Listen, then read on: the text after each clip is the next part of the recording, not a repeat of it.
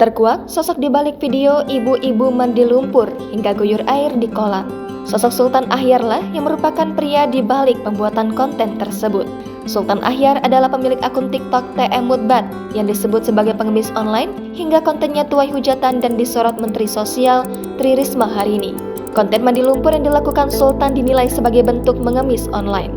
Untuk informasi, konten mandi lumpur dikelola oleh Sultan dengan menggunakan 4 akun TikTok berbeda. Di situ terlihat orang tua, baik nenek atau kakek yang mandi air dalam sebuah kolam. Jumlah mereka mengguyur badan tergantung pada jumlah koin yang diberikan selama live streaming. Koin ini bisa dalam bentuk mawar atau lainnya yang tersedia dengan nominal berbeda-beda.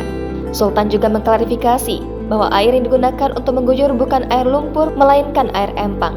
Dia mengatakan bahwa nenek yang beberapa waktu lalu viral dan dikabarkan sampai pingsan, sebenarnya hanya bagian dari konten dan sama sekali tidak pingsan. Diakui Sultan bahwa dia yang menjadi pelopor di kampungnya untuk membuat konten tersebut. Baru berjalan 2 bulan, akhirnya tersiar kabar penghasilan yang didapatkan bisa mencapai ratusan ribu hingga jutaan dalam satu hari yang membuat banyak orang di desanya ingin ikut andil. Pria berusia 29 tahun yang diketahui tinggal di desa Setagor, Lombok Tengah ini sebelumnya juga sempat jadi sorotan karena meminta uang 200 juta rupiah pada John LBF. Dia meminta uang tersebut ketika John memintanya menghentikan aktivitas tersebut. Pilihannya hanya ada 2, Mas. Mas hentikan, Mas kerja di tempat saya John LBF sangat keberatan. Titik.